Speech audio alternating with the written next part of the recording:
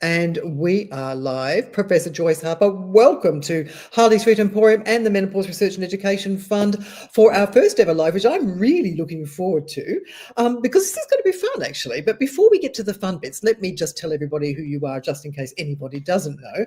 Apart from the woman with the most infectious laugh that I've ever met, you're a Professor of Reproductive Science at the Institute of Women's Health at the University College London. You've got more than 250 or so published papers, which is no mean feat.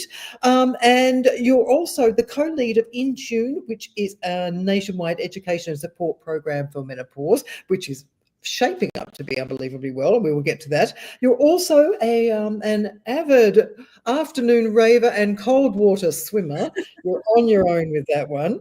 And so there you go. You haven't been wasting your time, really, have you? No, I think we have to make the best of our life, especially as you get to my age. It's running out. So I'm squeezing all the happiness into my life that I can. Absolutely, and that makes perfect sense. Now, when we think of reproductive health, we normally think of, the fertility end of it, which is where you sort of started most of your career in your first book, which was, I believe, some 30 years or so in the making. Your fertile years sort of looked at that. But now you're really concentrating a lot more on menopause. Why? Why have you moved from one end to the other end? Well, for a lot of people, when they're doing their research, it's I think it works very well if we are sharing or looking into our own life experiences that we're going through.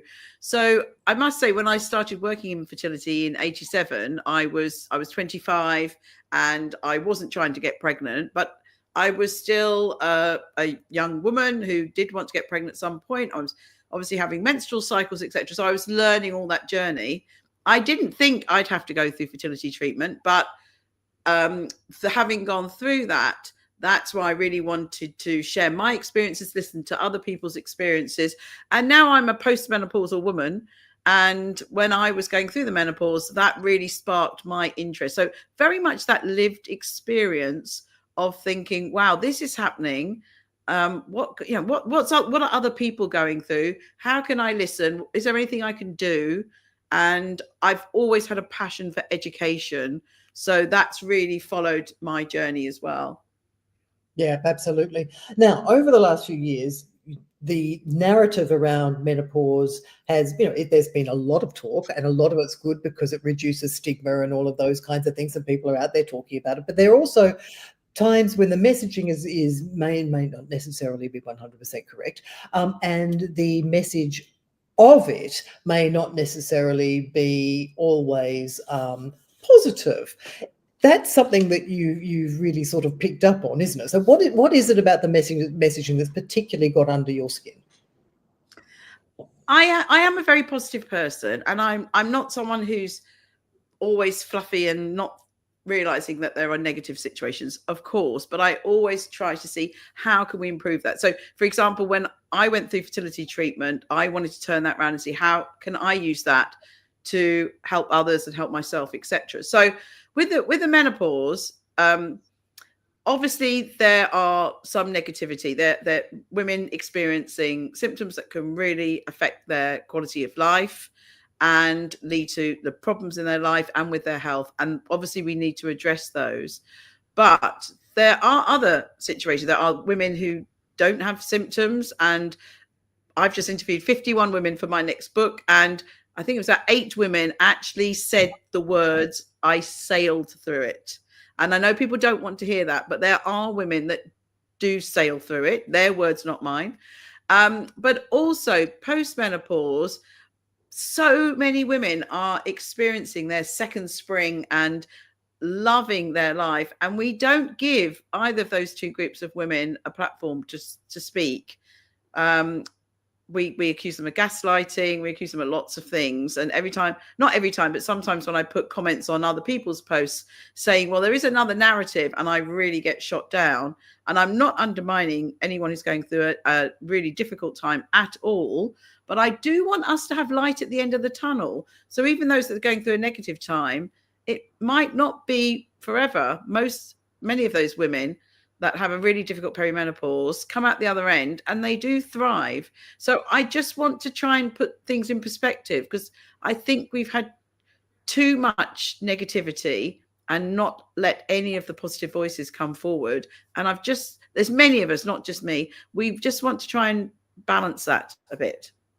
Yeah, it's an interesting one because my son got married a few months ago, and one of the sort of, I'm hard to say how old she was, but one of the guests at the wedding, late 30s, I guess, early 40s. People all look so young these days. When you get to my age, they're all babies. And she sort of came up and she was saying, because she watches some of the lives and things, and she said, all right, is it really that bad, and what are the positives about it? So I reeled off the things that people say that are supposed to be positive about no more periods, you're not going to get pregnant anymore, you know who you are and where you're going, and all of these sorts of stuff. And she literally just sort of crossed her arms and looked at me and went, is that it? So clearly I didn't have a good enough sales pitch. So what are the things that I've missed apart from not having periods and knowing where you're going and feeling more confident in your own skin and those kinds of things? What have I missed? So I really wanted to know that, because I know how I feel. I definitely felt post-menopause that a cloud had lifted from my brain. And I did have some symptoms and things. It wasn't sailing for me. I didn't sail through it. And I did some things to try and help me get through that. But I really felt that a cloud had lifted, and I felt such clarity. I felt so strong, and I felt really fabulous. And I felt very much that this was one of the best, if not the best stage of my life. But I wanted to hear what other women thought. So that's why I interviewed 51 women. As an interesting story why it's 51. It was supposed to be 50. Someone had just had their 50th birthday. They said, please, can you interview me? And so I said, yeah. And it was someone quite well known. So anyway, you have to wait for the book. But I wanted to hear their voices. So the criteria for the interviews were that they had to be women who were thriving. They had to be women who felt happy most of the time. We don't feel happy every minute of the day, but I wanted to hear what they said, because as I said, I don't think they've rarely had a platform. And there were many women who said they feel now that they are their authentic self. They felt before that they were always doing things for other people and always felt that they had to act in a particular way and do certain things to please other people and look after other people. And now, as well as all the things you said, they honestly felt that this was the best time of their life. Many of them said it was the best time of their life. They felt their authentic self, and they were really, really thriving. They weren't just surviving. I've heard someone on Twitter say to me, oh, women who don't take HRT just survive, they don't thrive. And most of the women I interviewed were not on HRT. Quite a few were, but not all of them. And so I think it's irrelevant to HRT. I think it's just a great change time for women that can develop into a really, really, really wonderful time of their life. It can be very, very confronting, though, isn't it? I mean, I remember, when I was going through it, especially because, my worst symptoms were the vaginal ones. And I will share this with you because I've shared it with everybody before. My family is appalled that I share these things. You can't talk about this in public, but yet I do. So yeah, mine really were the vaginal ones, and it got to a point where I remember, it took me 2 years to be able to tell my husband what was going on. And I remember sitting on the bed one day and thinking, this is what's really the point. Everything's gone south. I look like shit. I can't even have sex anymore. This is, seriously, it's so confronting that, you think you've completely lost your womanhood.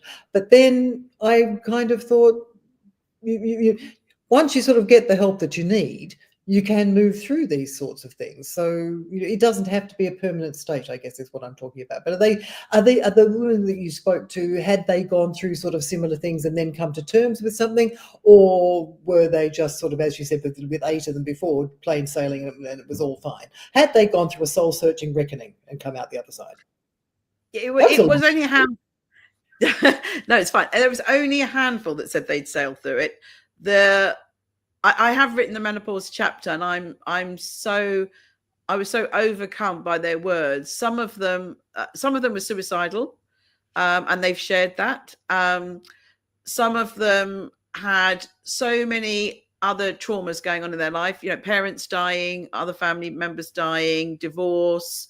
Lots of them obviously felt like they were going insane. They thought they were never going to get through this, never get their life back. And I think their voices are so important to hear, that, okay, they had a terrible time, but they are now thriving. So I think that's what's really, really important.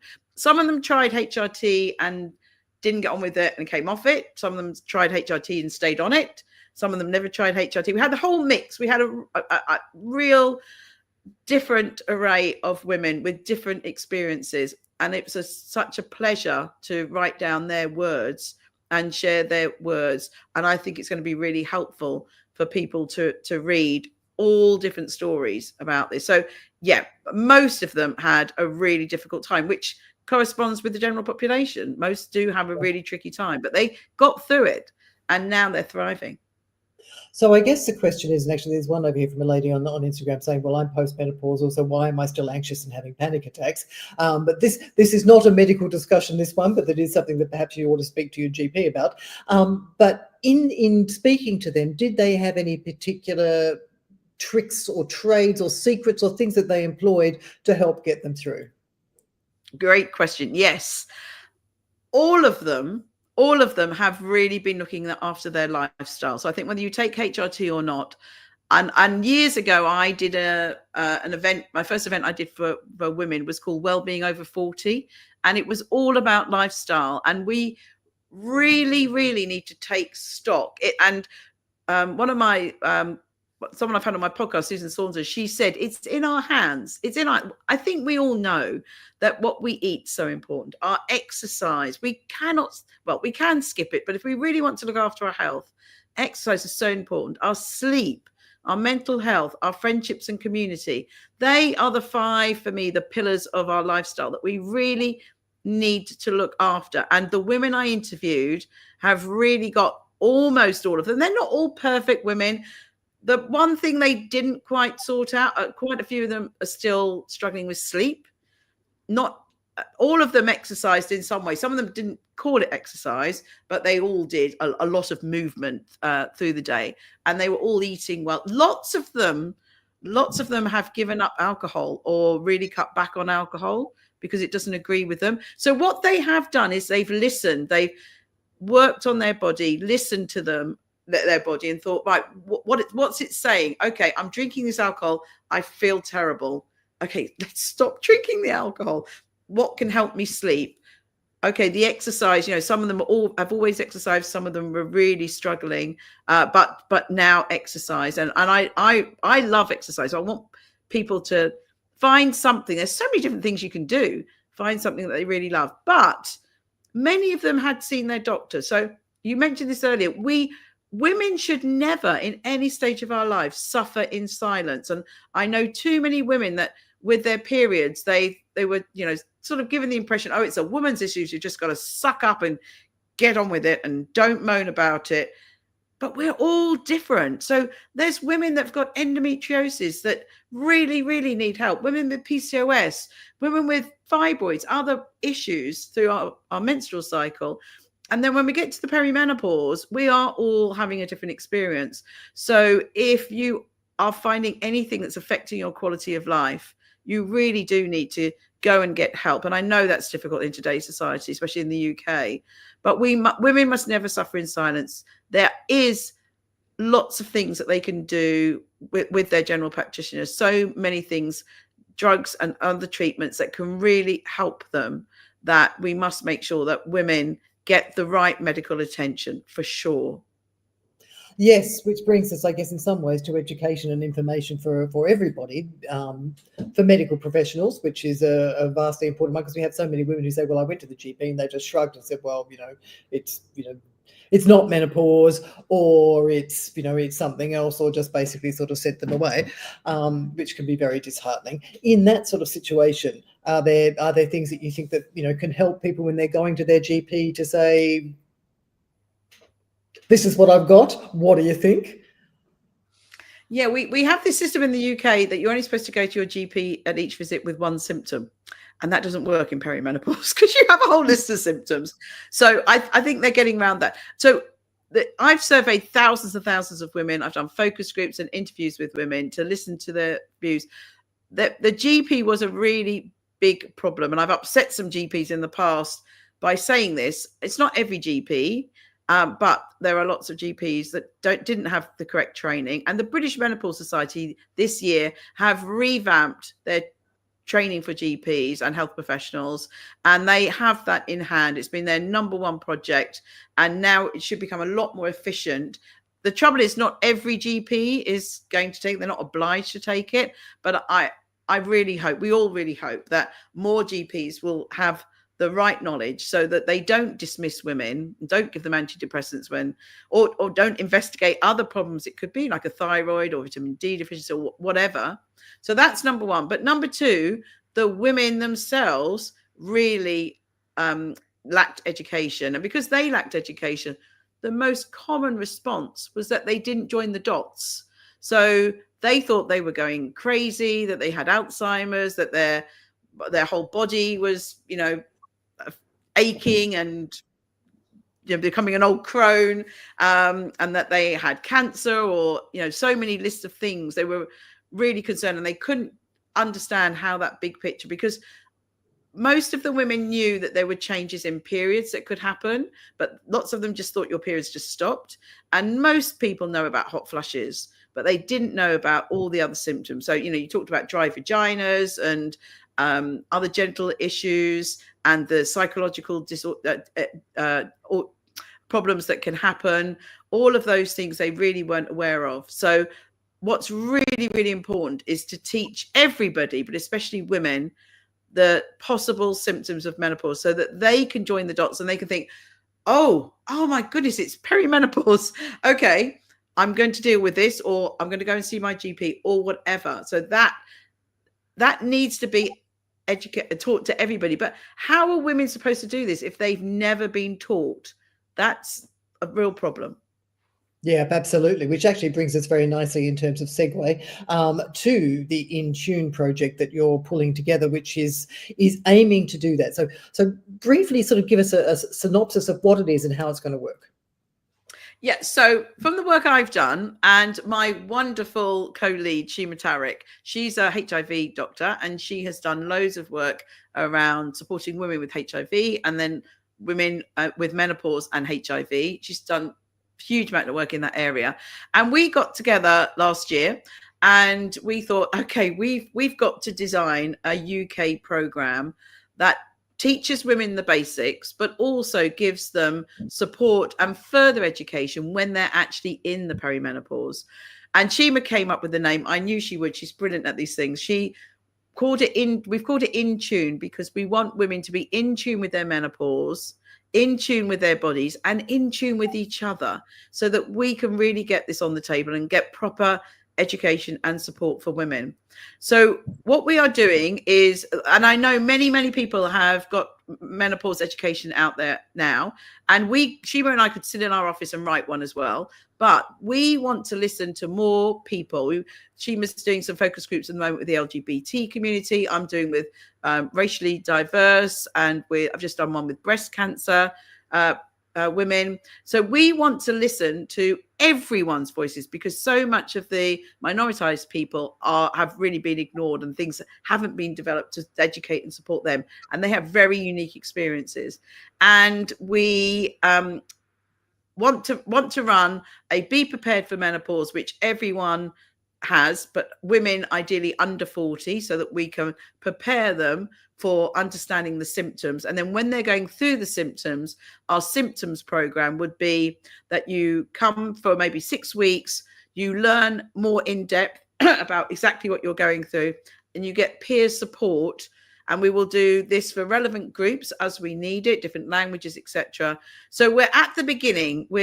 It's a lot of work doing it this way, because we're not writing it, we're co-writing it with all those interested people, but and we're trying to be as inclusive as possible. So it's a big study, and we want to make sure that the interventions that we make actually make a difference to people's lives.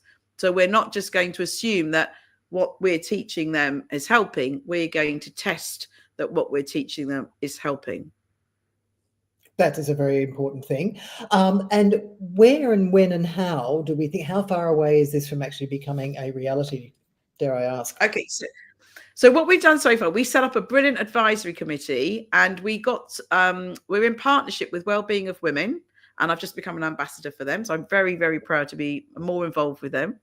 And the Sophia Forum, which is a HIV charity that Shima's worked for, and they've had all the experience that they worked on the other menopause project for women with HIV. So they're our partners.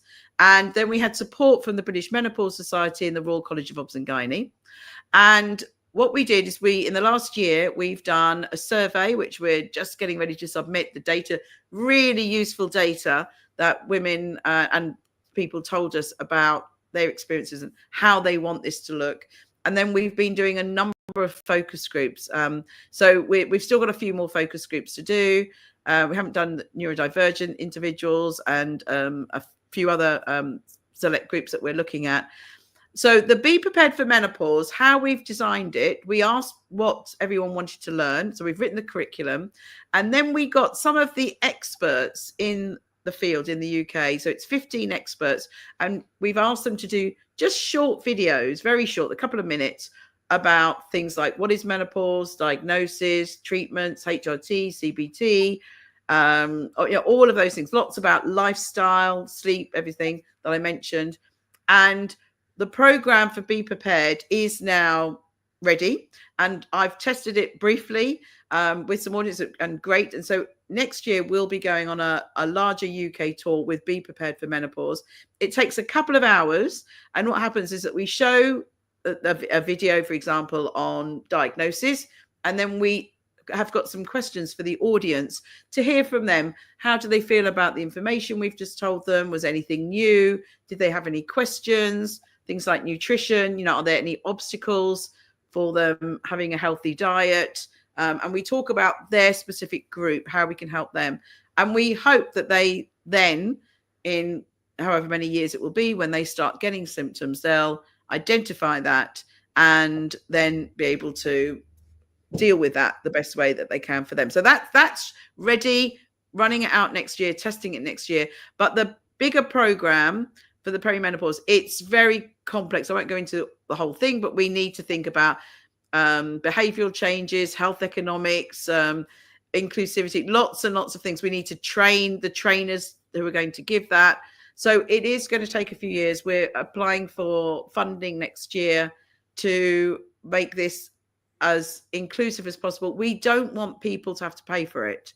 There may be ways to generate some funds if we do some work with companies, etc. But women at the coalface, we want them to be able to, everyone to be able to get access to this. So there's lots that we need to do. It will take a bit of time for the main program, but we're starting right now with the Be Prepared for Menopause. Yeah. There was a question there actually asking, will it be online or will it be in person? And by what you're saying, ultimately, you probably have a hybrid sort of mix of both, I'm assuming, so people have got access in weird places if they can't actually get to an in-person thing. Yeah, absolutely. And things like, the breast cancer group and those that had primary ovarian insufficiency when they go through the menopause very early, and surgical menopause, they've told us they really want to network with people who have the same experience as them or going through the same thing. So, in most areas, it's going to be unlikely that we'd have a group of people with all similar experiences. So there will definitely be an online way of offering this. And we know some people can't get into different locations, but for the support group, that's really, really important. Just knowing that there's someone there, and there's different ways that we're going to explore things like online forums and WhatsApp groups, etc., to make sure that everyone's got support. So it will be targeted for specific groups, in person and online. And we know, for example, some neurodivergent people, they don't like to have things live online. They prefer to listen to things in their own time. So we'll have all of those options. We are going to listen to everyone. We don't want to exclude anyone. So we're going to make sure it's available in every format that we can. Every conceivable format. Yes, it's a huge undertaking, but it's if you get it right, it will be so valuable and very, very impressive. The other thing that you mentioned there is community. Now, one of the things that that you find community in, apart from afternoon raving, is this horrendous cold water swimming. I say this because I grew up in Tasmania, and you cannot get any closer pretty much to Antarctica than Tasmania. And I sailed and swam every summer in that goddamn water, and shark infested goddamn water, may I add. So it's not my favorite place. Take me to the Mediterranean anytime, where it's nice and flat and nothing's going to kill me and it's warm. But nevertheless, you find joy in it. So what is it about and you've done research on this as well with, I can't remember, about 1,100 or so respondents answering it, saying that they found that it was helpful for their menopause symptoms. What did you find? What did they say? Okay, and are they all mad? It's certainly not for everybody. And with any exercise or physical activity or movement, whatever you want to call it, I think we need to find something that brings us joy. You know, some people love Pilates. I hate Pilates. I told my teacher that day, I do come, but I don't enjoy it. And we should do things that bring us joy. So for me, being outside, being in some open water has always brought me immense pleasure. But about 5 years ago, I took it just before COVID. I took it really seriously and quite religiously. And it, for me and those that love it, it is amazing. It is amazing. It's very addictive. It's the water does need to be cold. It's quite interesting. I've just been in Dubai. I was swimming in Dubai a couple of weeks ago. And, you know, you get in that water and it's beautiful surroundings. The sun was setting, but I don't get a buzz. When the water's cold, our brain also really resets. I always feel it really clears my brain if I'm upset or anxious or worried. It really calms my brain, but my whole body feels incredible. And the euphoria, if you've ever, anyone who's watched me swimming on some of the videos that I've done, my laugh, I do laugh a lot. They say once you get hysterical, you should get out. And everyone said, Joyce was hysterical before she got in. So there is lots of laughter. If you're with a bunch of middle-aged women, there's also lots of swearing often when it's very cold. But, you know, we're out in nature. We're with wonderful friends. We're doing a bit of exercise. I mean, at the moment, I can tell you we're not swimming very far. I'm doing a few minutes at the moment because I've had a few weeks in warm places. But it ticks every box for me. I absolutely love everything about it. A cold shower. People always ask me, what about a cold shower or a cold bath? Are you crazy? I would never get in a cold shower or a cold bath. For me, it's nature, the scenery, the people, everything. I have tried a cold bath in the garden, the cold tub. I was just like, no, it's sort of sitting in a corner now. So as I've said, when I've been somewhere warm, I just don't get that buzz. And a great story I have is I was in Mauritius last year at a conference. I was thinking, why am I not enjoying swimming in this beautiful sea? And then I went to the spa and got in the 8-degree plunge pool. And without realizing it, I started singing. And I was like, oh, my goodness, that cold water in the spa has just lifted my spirits so much. So in the summer, even in the UK, it's still not very warm. But for me, once it gets over 19 or 20 degrees, I still enjoy it, but I don't get the buzz. So I swim much further in the summer, and I still love being outside and all of that. But for me, 18 degrees and under is optimal. At the moment, it's about 4 degrees in the UK. It obviously doesn't go below 0 because that's frozen. That would just be ice. I do love an ice swim. Or an ice dip. I do love getting in some ice. It makes you feel really strong. And in the survey, women said it really reduced their anxiety, depression, and their hot flushes. They were the 3 top symptoms. And I did the research because so many of the women I swim with had been telling me their stories and saying, oh, this makes us feel so much better. And menstrual symptoms as well. You know, it helps with their cramps, and they love that effect of the cold water on their body when they're having these symptoms. So I thought, right, we need to do some research. And I really hope next year we are going to do more research on women's health and cold water swimming. So we have a brilliant group called Swim Her. I'm with some of the world leaders in cold water swimming. I love that I'm such a pleasure to work with them, and we really want to do more. We've got one paper coming out soon about swimming when you're pregnant, and we've dug all the information we can out to help women understand what happens if they cold water swim when they're pregnant. Interesting. I lived in Moscow for a while, and every year they have at Epiphany, they go and dig the cross-shaped hole in the ice and plunge themselves into it. And expats often find that to be something that they think would be a fun thing to do. So they organise these jumps into the freezing cold, icy water every year. So I did actually go one year to actually I went a number of years to make sure that people actually put their clothes on again when they came out. Right, with the hysteria and the euphoria, they actually they're running around literally just in their bathers in minus 20 degrees outside, and it could be fatal. So, but they do get this incredible rush from it, which I'm sure that they enjoyed. I was going to risk it myself because I'm So not. you've seen it. You've seen Yeah. it firsthand. You know I'm not lying. It's definitely. I feel I am trying to do more now to relax. One of the women I interviewed said that nowadays it's like we've got all our tabs open on our computer, but they're in our brain. Everything's open. We've all got so many things going on, so much information. And today I finally went for an afternoon walk. I live in the middle of the countryside, and once I start on my computer, I'm sure I'm not the only person. We just sit there all day, and the next thing is like, oh my goodness, it's dinner time. So Yep. I'm really, and I hate to say it, but I feel I have to force myself. We shouldn't have to do that. We should be looking after our mental health and our physical health, and we should go and take a break, get outside, get into nature, have a walk. So today I made a little video. I'm going to put it on Instagram when we finish. But yeah, and I had a day of silence a few weeks ago, which everyone thought was hilarious.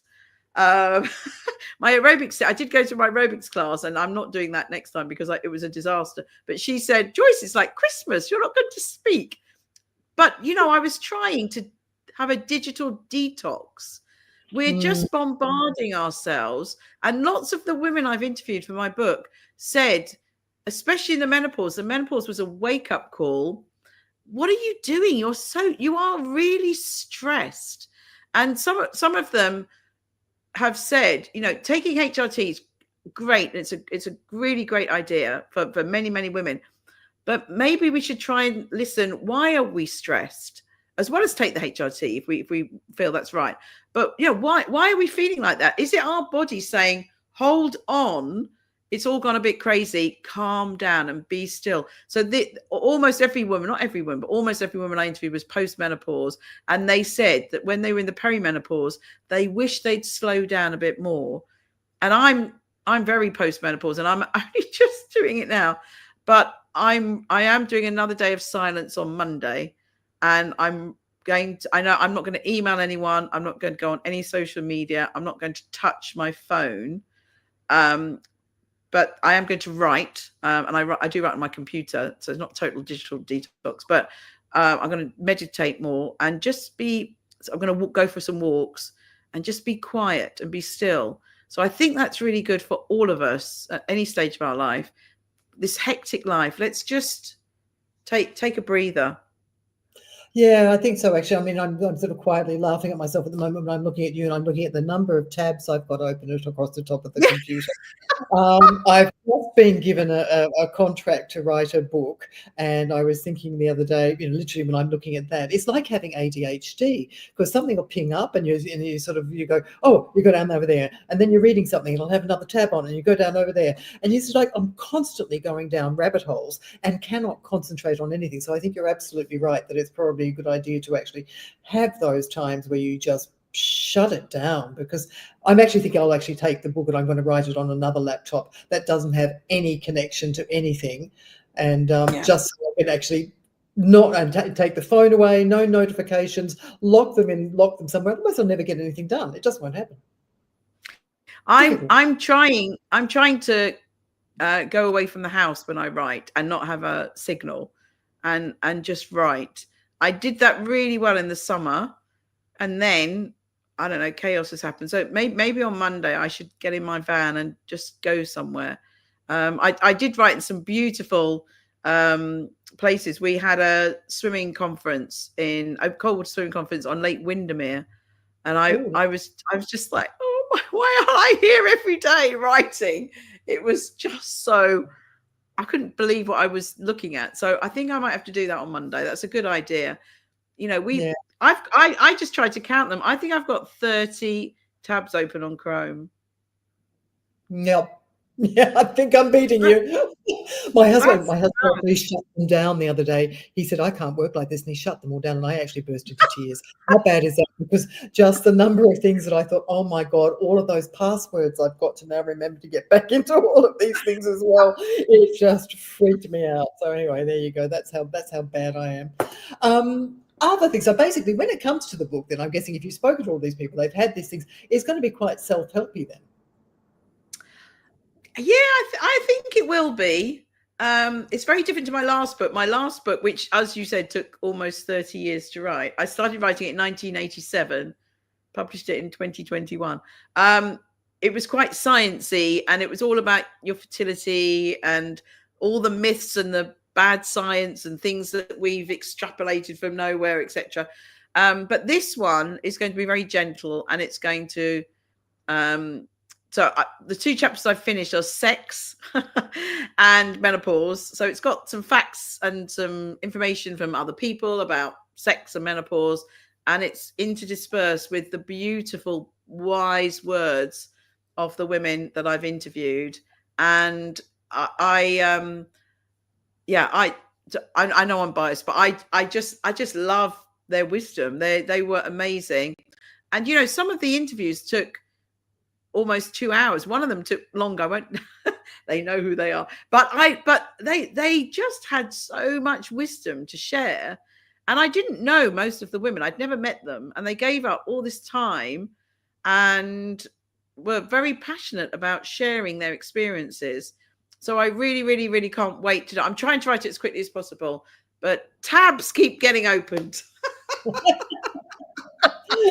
The downfall of us all. There you go. Is there anything else that we need to? Oh, I know what we actually. One the other thing that talking about narratives and things like that, and research in terms of setting up, you know, the way we perceive menopause and things like that. A lot of the studies will be opt-in things where surveys go out and people will opt into them. Does that automatically give a bias to those studies that might actually lend then a greater emphasis to the negative types of stereotypes that we get? Brilliant question, Fiona. Absolutely. So the women that fill in my surveys, who come on our focus groups, they have a story. And I'd normally get emails before the focus group say, oh, I really want to share my story. This terrible thing happened. Blah, blah. So the focus groups I've done, I've always been really, really very deep, and people wanting to talk about their difficult experiences. And that's exactly the reason that made me realize, okay, I need to make a conscious effort to find people who want to share positivity. And I know they're out there. And I can tell you, I could have interviewed 10 times the amount of women. There are lots and lots of people out there. And as I said, they went through a difficult time, most of them, but they are now really, really thriving. And one of the messages from the book, and also lots of the work I'll be doing next year, I'm going to do lots of retreats and things to try and relay some of this information, is fill your social media feed with these brilliant role models. Don't fill them with people that are always moaning and fighting and arguing and negative. Fill them with amazing people who are out there doing absolutely brilliant things. So quite a few of the women are exercise gurus, and I love it when they come up on my feed. So in the next few months, I will be posting more about some of those people. And I've done two sets of podcasts on embracing age with people who have just talked about the positivity. That the last series were all people I'd interviewed for my book. So I will interview more of them on podcasts to share their brilliant words. So listen to these people and get some inspiration. And yes, things can be difficult, but I really, I've always been a positive person. I've even done a positive psychology course. I think everyone on there was very positive anyway. But um, if you get up in the morning and think I'm going to have a terrible day, you're going to have a terrible day. If you get up in the morning and think, right, come on, we can do this. This great thing's going to happen. I'm going to do this that will bring me lots of happiness, and could be going for a walk for 10 minutes, reading a book for 10 minutes, whatever. It doesn't have to be a big thing, but I think we've got to make ourselves kinder, happier, and have more joy in our life so that we can live our best lives ever. Yeah, positivity and kindness. And actually somebody here is saying, I'm so with you on finding positivity, enough with the negatives. But we do, especially with social media, if you put something up and people don't like it, they are literally, they're going to rip your throat out. It's a very difficult place to be at the moment. The negativity is quite... in some ways, it's daunting. It's actually a little scary. I mean, I've worked in media all my life. I had 20 years on television. I used to work in Australia's equivalent of Newsnight for many, many years. So, I've had death threats. I've had all sorts of things. When people don't like what you've done on a television program, they think you were biased, especially during the Bosnian War and things like that.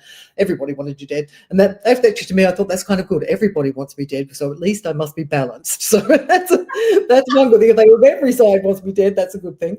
But you kind of think this is a whole new platform, and I think that sort of behind that anonymity and things like that, people will just really eviscerate you and just say horrendous things, and you kind of think, oh my God, I'm actually doing this for nothing. I put a lot of effort into this for absolutely zero remuneration, and you just kind of think, okay, let's if you don't agree with me, come with a nice argument. Don't come with saying, I can't believe you're posting this fucking shit and blah, blah, blah. It's sort of like, okay, enough. We're really done here. It's not a nice place. So a bit of positivity, a bit of sharing the love would be a good thing. Would help all of us. We need to share the love. My worst recently was there's an American documentary called The M Factor. I was involved with a panel discussion about it on Friday, so I've watched it a couple of times now. And I liked it in some ways. I did a video about it today, actually, that I posted. I did like some parts of it. There was some positivity. There was some, they looked at different ethnicities and and menopause in the workplace. And there was some positive things, but there were some things that were really, and there's been a lot of comments on social media about it. And there was some negativity. But the worst for me was that the trailer for it was very negative. And unfortunately, I think the media people feel that that's what sells. If they're going to have this terrible storyline, people, I don't know if that's true, but anyway, I saw the trailer about a month ago, 6 weeks ago, and I said, oh my goodness, I said something like, I can't believe that. I really hope this documentary is not going to be full of negativity. I've just interviewed 50 women who are really thriving post-menopause, and I think we need to be balanced. Oh my goodness me. The scathing comments about me went on for weeks and weeks. They've hopefully stopped now. I stopped reading them. Actually, I did read them every now and then because I thought I want to listen to what the problem is. People said, I can't believe you're a professor. How dare you undermine us, etc. And I didn't say that. I said there are people that are thriving post-menopause, but they didn't listen to that. Very personal and very, just because you had a good time. I never said I had an easy time. I didn't have an easy time. You're not appreciating anyone else. Why aren't you listening to us? But just people that misinterpreted what I said. And that was me trying to be just slightly positive about something. So I know when my book comes out, I'll get loads of actually I did 5 podcasts with the women on positivity, and I don't think we got any backlash. I know a tiny bit. But yeah, it's hard. It really, and it hurts. It hurts when people, we are human, and it does hurt. But yeah. But I think there's lots of good things about social media as well. Yeah, yep, there are good things about it. That's true. I was lucky enough to be invited to a screening of it. God, God, my last week or the week before, I'm not really sure how long ago it was, sometime in the not too distant past. And I was actually pleasantly surprised. I mean, there were bits in Yeah. it obviously there were the claims that some people get very upset about, that HRT will prevent dementia, and HRT, things that are beyond what the evidence actually shows at the moment. But I thought the stuff on the Black community was really interesting, and that's not stuff that we hear all that often. So I mean, I thought there were bits in it that were actually, quite good. I mean, obviously it was heavily biased towards one side, but it was. I think some people in America were very upset that I wasn't as outraged as I should have been.